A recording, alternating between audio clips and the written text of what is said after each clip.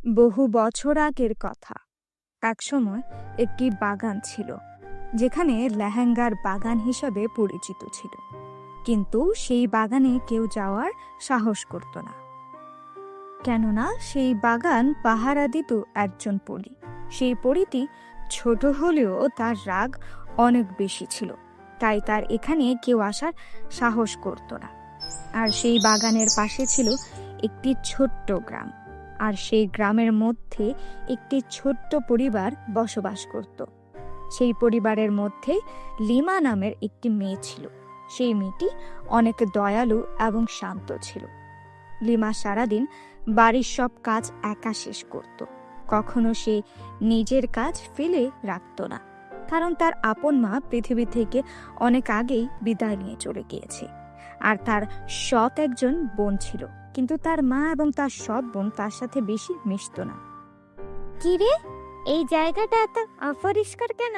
তাড়াতাড়ি এটা পরিষ্কার কর। নিজের শরীরকে সারাদিন শুধু আরাম করিয়ে রাখিস, কখনো কোনো কাজ ভালো করে করতে পারিস না। সারাদিন শুধু ঘুরে ঘুরে তোর দিন যায়। আচ্ছা মা, আমি এখনই পরিষ্কার করছি। আপনি শুধু শুধু আমাকে আর বকা দিবেন না, আমার অনেক কষ্ট হয়। কষ্ট তো হবেই, কোনো কাজ করার আগেই তোর কষ্ট লেগে যায়। সারাদিন অলসতা করে দিন কাটানোর ধান্দা। আমি তোর মনের ভাব ভালো করে বুঝতে পারি। আচ্ছা, এখন তার বোনকে লিমা, তার বোনের ডেকে নিয়ে আয়। বলবে যে খাবার রেডি, তাড়াতাড়ি করে খাবার খেতে আসতে। আচ্ছা মা, আমি এখনই যাচ্ছি। আপনি এখানে বসেন, আমি তাড়াতাড়ি করে তাকে ডেকে আমার সাথে নিয়ে আসবো। তারপর লিমা তার সৎ বোনের ঘরে যায়। লিমার সৎ বোন ছিল অনেক অলস। সে সারাদিন শুধু শুয়ে বসে থাকতো। ছোট বোন, এখনই কি তোর ঘুম ভাঙেনি? তাড়াতাড়ি করে উঠে পড়, তোর জন্য খাবার রেডি করে রেখেছি। তোকে মা ডাকছেন, তাড়াতাড়ি উঠ। মা বলেছেন আমার সাথে করে তোকে নিয়ে যেতে। আমার শরীরটা আজ অনেক খারাপ লাগছে, তাই আমার এখন এখান থেকে উঠতে মন যাচ্ছে না। তুমি এক কাজ করো, আমার জন্য খাবারগুলো এখানে নিয়ে আসো। আমি কষ্ট করে খাবার খেতে যেতে পারবো না। কিন্তু মা যে বলেছেন আমার সাথে করে তোকে নিয়ে যেতে। তাড়াতাড়ি করে উঠে পড়, আমরা একসাথে সবাই মিলে খাওয়া দাওয়া শেষ করি। কি বলিস বোন? তুমি কি আমার কথা বুঝতে পারছো না? আমি তোমাকে বললাম তো আমি এখন যেতে পারবো না। যাও, আমার জন্য এখানে খাবার নিয়ে আসো। আমি এখান থেকে যাব না, আর আমাকে এখানেই খাবার এনে দিতে হবে। আচ্ছা বোন, রাগ করিস না, আমি যাচ্ছি, তোর জন্য এখানে খাবার নিয়ে আসছি। আচ্ছা, মা যদি কিছু বলে তখন কি বলবো মাকে? মা কিছু বললে বলবে যে আমি তোমাকে আদেশ করেছি, আমার জন্য এখানেই খাবার এনে দিতে হবে। তা না হলে আমি কখনো খাবার খেতে যাব না। আচ্ছা ঠিক আছে, তাহলে আমি মাকে বলবো। আচ্ছা ঠিক আছে, তাহলে আমি এখন গিয়ে তোমার জন্য খাবার নিয়ে আসছি। তারপর লিমা তার মায়ের কাছে যায়, আর তারপর তার মাকে গিয়ে বলে, মা, বোনকে অনেক ডাকাডাকি করলাম, কিন্তু সে বলছে যে তার জন্য খাবারটা তার রুমে নিয়ে যেতে। সে এখানে এসে খাবার খাবে না। সে বলেছে যদি তার জন্য খাবার নিয়ে না যায়, তাহলে সে কোনোদিন এখানে এসে খাবার খাবে না। ও আচ্ছা, বুঝতে পেরেছি। আমার মেয়ের হয়তো শরীর খারাপ লাগছে, অনেক ক্লান্ত মনে হয় সে, তাই হয়তো তোকে এই কথা বলেছে। আচ্ছা, এখন গিয়ে তার রুমে খাবার দিয়ে আয়। আচ্ছা ঠিক আছে মা, আমি এখনই যাচ্ছি, গিয়ে তাকে খাবারগুলো দিয়ে আসবো। তারপর লিমা খাবার নিয়ে তার বোনের রুমে যায়। তার বোনের রুমে গিয়ে খাবারগুলো দিয়ে আসে। এই তো, আমার কথা মতো কাজ করেছো, অনেক ভালো হয়েছে। তোমার জন্য আমার পক্ষ থেকে ধন্যবাদ। আচ্ছা ঠিক আছে, তুমি এখন যাও। আমি খাবারগুলোকে খেলে তুমি এসে এই থালা বাটিগুলো নিয়ে যেও। আচ্ছা ঠিক আছে, তাহলে তুই এখন আরাম করে খাবার খা। সবগুলো খাবার একদম শেষ করে ফেলবি, আমি যেন আরেকবার এসে দেখি খাবার সব শেষ করেছিস। আচ্ছা আমি এখন যাচ্ছি। তারপর লিমা তার রুমে চলে আসে। সারাদিন পরিশ্রম করার পর লিমার শরীর অনেক ক্লান্ত হয়ে যায়। এভাবে লিমার দিনগুলো কেটে যাচ্ছিল। সারাদিন সব কাজ সে নিজের হাতে করত। সারাদিন কাজে তাকে কেউ সাহায্য করতে আসতো না। একদিন লিমার শরীর অনেক ক্লান্ত হয়ে অসুস্থ হয়ে যায়। তারপর লিমা বিছানা থেকে উঠতে পারছিল না। আর অন্যদিকে তার মা এবং বোন তাকে কাছে না পেয়ে অনেক রাগান্বিত হয়। তখন তার মা তার রুমে এসে রেগে বলে, এই যে না বাবের মেয়ে, তোর কি এখন আর বিছানা থেকে উঠতে মন চাচ্ছে না? আর কত শুয়ে থাকবি? তাড়াতাড়ি করে উঠে আমাদের জন্য খাবার রেডি কর, আমার অনেক ক্ষুধা লেগেছে। মা, আমার শরীরটা আজ অনেক ক্লান্ত লাগছে। আমার মনে হচ্ছে শরীরে অনেক জ্বর এসেছে। আমার শরীরটা ভীষণ খারাপ, তাই মা আজ আমি কাজ করতে পারছি না। তুমি আজ একটু কষ্ট করে কাজগুলো শেষ করে নাও। আমার শরীরটা একটু ভালো হলে আমি সব করব। তোর এত বড় সাহস হয়ে গিয়েছে, তুই আমাকে কাজের হুকুম দিচ্ছিস? তোর সাহস দেখে আমি অবাক হয়ে যাচ্ছি।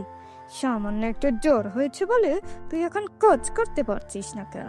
যা, তাড়াতাড়ি ভালো করে উঠে কাজ কর, তা না হলে কিন্তু খুব খারাপ হয়ে যাবে। মা, বিশ্বাস করো, আমার শরীরটা আজ অনেক খারাপ। শরীরটা একটু ভালো হয়ে যাক, তারপর আবার আমি তোমাদের সব কাজ করব। এখন একটু তুমি সামলিয়ে নাও। না, তোকে এভাবে ছেড়ে দিলে হবে না। তুই এখন অনেক কথা বলিস, সারাদিন বাড়িতে বসে বসে শুধু খাস। এখন থেকে তোর আর এ বাড়িতে কোনো জায়গা হবে না। তুই আমার এই বাড়ি থেকে বের হয়ে যা, আর যেদিকে তোর চোখ যায় সেদিকে চলে যা। মা, এমন করবেন না। আপনি যদি আমাকে বাড়ি থেকে বের করে দেন, তাহলে আমি কোথায় যাব? দয়া করে আপনি এমন করবেন না। কিন্তু লিমার সৎ মা কোনোভাবেই তার কথা শুনল না। লিমাকে ঘর থেকে বের করেই দিল। তারপর ঘর থেকে বেরিয়ে এসে লিমা অজানা গন্তব্যের দিকে হাঁটতে থাকে। সে জানতো না যে সে কোথায় যাচ্ছে। কিছুক্ষণ হাঁটার পর লিমা সেই পরীর জাদুর বাগানে পৌঁছে যায়। তখন লিমা দেখতে পায় যে একজন পরী এক গেটের সামনে দাঁড়িয়ে আছে। তখন লিমা সেই পরীর কাছে যায়। আমাকে একটু সাহায্য করবেন? আমি অনেক অসহায় একটি মেয়ে। আমার পৃথিবীতে কেউ নেই। একজন সৎ মা ছিল, সেও আজ আমাকে বাড়ি থেকে বের করে দিয়েছে। আপনি আমাকে সাহায্য করেন। আচ্ছা, তুমি কি জানো যে তুমি কোথায় এসেছো? এই বাগানে আসার কেউ সাহস পায় না, আর তুমি সরাসরি আমার সামনে এসে দাঁড়িয়ে আছো। তোমার দেখি অনেক সাহস। আমাকে ভুল বুঝবেন না, আমি জানতাম না যে এখানে আপনার বাগান রয়েছে। আমি হাঁটতে হাঁটতে কখন যে এখানে এসে পড়েছি আমি বুঝতে পারিনি। আমাকে ক্ষমা করে দেন। তোমার কথা শুনে মনে হচ্ছে তুমি সত্যি অনেক অসহায়। আচ্ছা, ঠিক আছে, আমি তোমাকে ক্ষমা করে দিয়েছি। এই প্রথম তুমি এই বাগানে সাহস করে এসেছো। আচ্ছা, তোমার কি সত্যি বলতে আপন কেউ নেই? হ্যাঁ, এটা সত্যি। আমার এই পৃথিবীতে কেউ নেই। আমি ভীষণ একা। কিন্তু আজ আমার অনেক কষ্ট হচ্ছে। আমি এখন কোথায় যাব, কোথায় গিয়ে আশ্রয় পাবো? আমার খুব চিন্তা হচ্ছে নিজেকে নিয়ে। তুমি চিন্তা করো না মেয়ে, জীবনে চলতে গেলে কখনো হতাশ হওয়া যাবে না। মনটাকে শক্ত করে জীবনের পথ চলতে শেখো। তুমি অবশ্যই পারবে তোমার গন্তব্যে পৌঁছাতে। আচ্ছা, আমি তোমাকে একটি জায়গায় নিয়ে যেতে চাই। তুমি কি আমার সাথে যাবে? কোথায় নিয়ে যাবেন আপনি আমাকে? আচ্ছা ঠিক আছে, আমাকে নিয়ে যান। তারপর পরীটি তার সোনালী লেহেঙ্গার বাগানে পৌঁছায়, আর সেখানে লিমা এতগুলো সোনার লেহেঙ্গা দেখে চমকে ওঠে।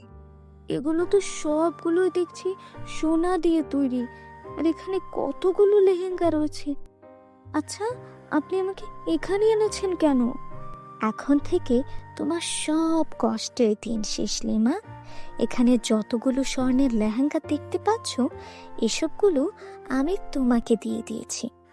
এখান থেকে তোমার যতগুলো ইচ্ছে নিয়ে বাজারে বিক্রি করো, তাহলে অনেক টাকা পাবে, আর তোমার দিন অনেক সুখের কাটতে পারবে। তারপর লিমা অনেক খুশি হয়। তারপর থেকে লিমার কষ্টের দিনগুলো তার জীবন থেকে মুছে যায়। তো বন্ধুরা, কেমন লেগেছে আমাদের আজকের গল্প? ভালো লাগলে আমাদের চ্যানেলটিতে সাবস্ক্রাইব করে দাও। আচ্ছা, আজকে তোমাদের একটা ধাঁধা বলবো, দেখবো কে উত্তর দিতে পারে। ধাঁধাটি হলো, ঘুমিয়ে থাকলে সব কিছু দেখতে পাওয়া যায়, কিন্তু জেগে থাকলে কিছুই দেখা যায় না। সেটা কি বলো তো?